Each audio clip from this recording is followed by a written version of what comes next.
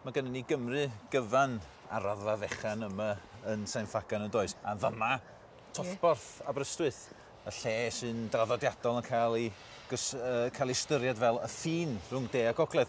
Ond yn dafodieithol, gweithio'r ffaith bod ni'n gwybod bod yna rhai pethau sydd yn perthyn i'r gogledd, pethau eraill yn perthyn i'r de.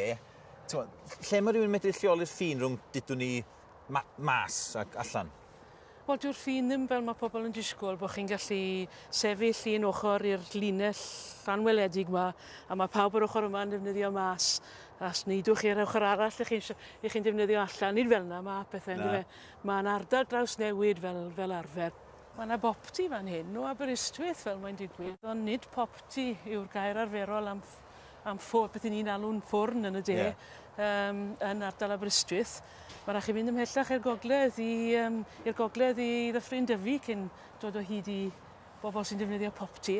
A wedyn mae rhaid chi fynd ymhellach i'r gogledd to wedyn cyn dod i'r ardal na lle maen nhw'n dweud grisiau yn lle stair neu star. Lle mae'r ardal draws newid na, beth ni'n alw'n ardal draws newid, mae'r ffin rhwng gogledd a de yn ymestyn ar draws eitha diriogaeth.